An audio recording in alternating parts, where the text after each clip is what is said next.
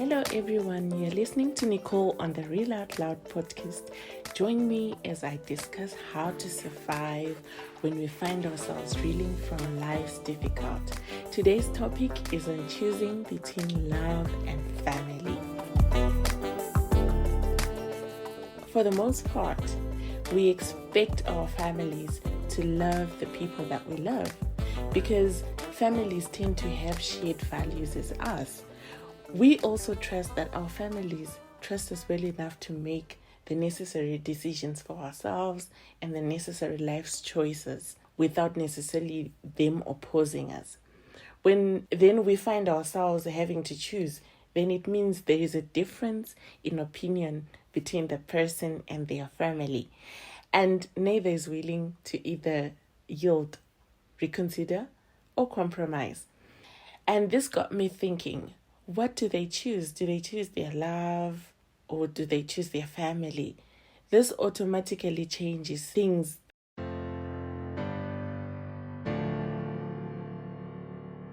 One may actually conclude that this is something quite unique, something quite, odd and unusual, and it may only happen in culture where your family takes a very big role and they have a big say into your choice of a life partner. It actually seems unlikely that these things may actually happen in the modern day, but the reality is it still does. Some families and individuals are still confronted by these realities. I came to realize at one point that it's not only culture that's a factor and an instance in matters where people have to choose between love and family, but other things such as, social standing, the financial prestige, or certain cultural and religious differences can also have an influential role on the choices that people get to make in the end. People may find themselves in situations where sometimes family even gets to a point where they just fail to appreciate the significance of a love relationship, a romantic relationship, the thrill. They forget the importance of that thrill, that mystery of a romantic attraction.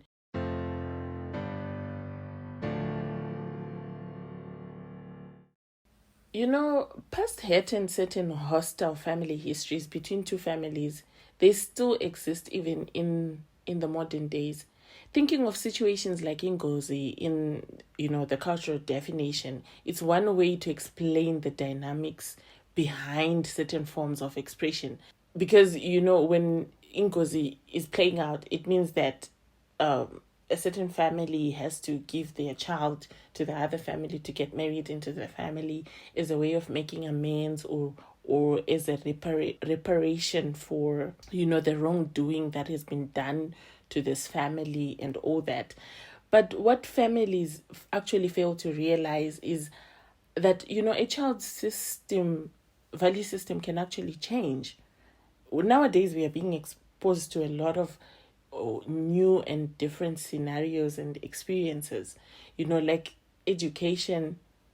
People are being exposed to the different kind of education. People are getting to points where they know their rights, what they want for themselves, what they don't want for themselves, just the whole experience of dating from scratch, getting to be exposed to the different love relationships, getting to get that thrill of and experience some of that mystery behind a romantic relationship. It also changes a child's value system. So which means that these influences their life in a different way. We often have heard stories and also maybe life testimonies, where certain family members just go through situations and circumstances where, maybe a sister or a relative falls pregnant or gets in a romantic relationship with a sister or a relative spouse. These are some of the unfair realities that families are actually being confronted by, and most people fear to speak up. They fear to speak up because of the fear of judgment or certain responses that, society might give or the communities where we come from, or the churches that we come from, the religious affiliations that we have as individuals. Those that are in love, at that point, they fail to acknowledge the poor judgment that they've made that is being accompanied by, a certain thrill and exciting emotions of the moment, and some of the impact this can have. They fail to acknowledge the impact that it can also have on, the betrayed individual, and also later on the family in general. We have instances where people have been in relationships that are not exclusive. And in most instances, people think this only affects the woman because she's the one who evidently, carries the bump. She gets pregnant, and she's the one who gets either to even suffer the rejection. Therefore, she ends up having to forcefully be married into a certain family or get married to this guy. But alternatively, this does not only affect the ladies. I have come to realize that even the guys certain guys end up having to, find themselves in such compromising situations where they are forced to develop something meaningful with this lady. And this on its own, it just changes the things that people value and look for in a partner. This is also done as a way, where people are trying to now fix things, they're trying to make amends, they're trying to kind of like appease a perceived obligation that they have to their family, to say, you cannot pregnant our daughter and leave our daughter, and, you cannot pregnant her and leave her there. What does it mean for our family? How are people going to see us? And a whole lot of things, which leaves people in a situation where they feel obligated to act on the love, the romantic relationship, or to choose their family and make this decision of being in a relationship that they were not really keen to be a part of. And just to provoke your thoughts, in as much as most of us have moved on from old cultures, some families, they're still stuck in the sameness. We see a depiction of this reality in the movies. I remember there's a movie that I watched, Wives on Strike, where a small girl was being forced into, an arranged marriage with the intention to fulfill a certain obligation that the family had made to a different family. But these women, they stood up and they fought on behalf of this child. And then I was just thinking about it. I was like, how many actually get to stand up and fight for the child's choice of love or romance? And how many get to also choose family?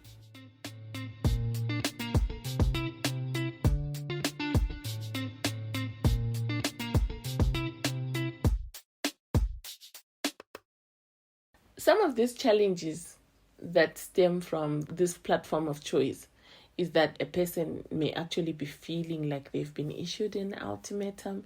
When you have an ultimatum, it's like you're feeling threatened. There's some level of hostility involved in you don't really feel like you have a decision, or whatever decision that is being made, it doesn't necessarily serve you or favor you as an individual. So, which means that sometimes people end up, acting out of the obligation of, I don't want to make my family unhappy. I don't want to make my family disown me. I don't want to make my family reject me. I don't want to feel like I've betrayed my family at the end. So people then get stuck in the moment of making the decision to choose either the family, because now they are left with no choice. We are born to believe that, we are born into our families, and we share certain, experiences, loyalties, familial bonds that run deep, which creates that emotional turmoil in an individual now.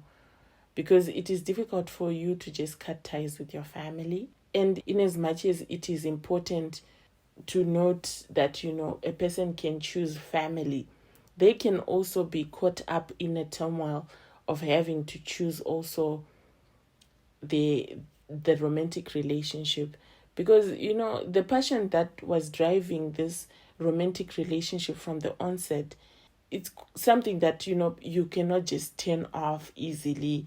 You cannot just switch it off randomly. But it can be something that it can be very difficult for an individual to just stop wanting, People and families sometimes get to points where they actually suffer because of this tug of war, which leads them into, more emotional distress. These individuals, they can start to become even less productive, very unhappy, less sociable, and sometimes they can even end up, suffering the depression of having to be in a point in the situation where they are conflicted in their choices. No one wants to be responsible for breaking up their family. So sometimes even people end up, abandoning the relationship. They end up abandoning the relationship at the expense of the family.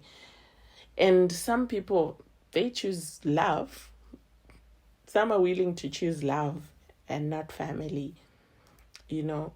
Imagine having to be the one who has to go through such an experience, how it may be very difficult for one to actually open themselves up to a new relationship. And regardless of whatever the outcome may be, because family and lovers don't always see the same things the same way, it is very important for people to have moments where they actually sit down, they share their values, they share their views, they share their feelings openly and in a civil manner. And this actually strengthens the bond in the relationships. Experiences like this also have ways of exposing the truths that we may need to actually be dealt with. I remember there was a time when I was young and I was all caught up in this love jitters.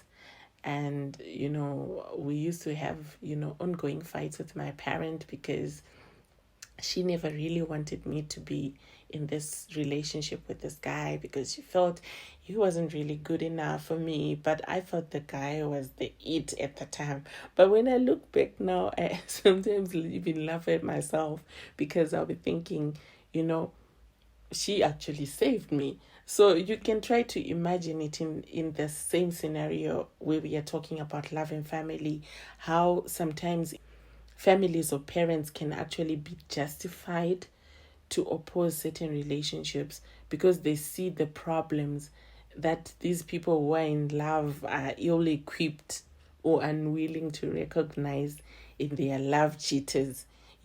This means then for others, this might be a moment of gratitude. Like for me, it was a moment of gratitude, definitely, because when I look back now, I see how that juvenile relationship could have turned out to be in the present. So sometimes family does come through for us when it comes to, making this big life decision in the end, because some of those relationships, they might not necessarily be lawful. They might be juvenile, abusive, or even deceitful relationships that we actually need our families to save us from. While we hope that no one really puts us in such a position, we cannot really resent people for holding opinions that differ from our own, especially when making big life decisions. People must just be prepared to share and take concerns in a civil and a loving manner that allows the relationships to continue. So, what would you make your priority? Would you choose love or would you choose family?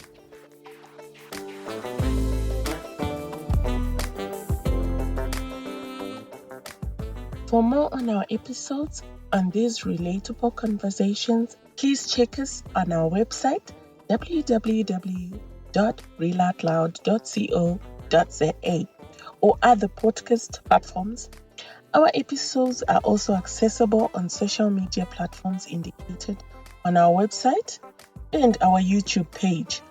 Don't forget to like, share, subscribe, and invite others to our web page. Ciao.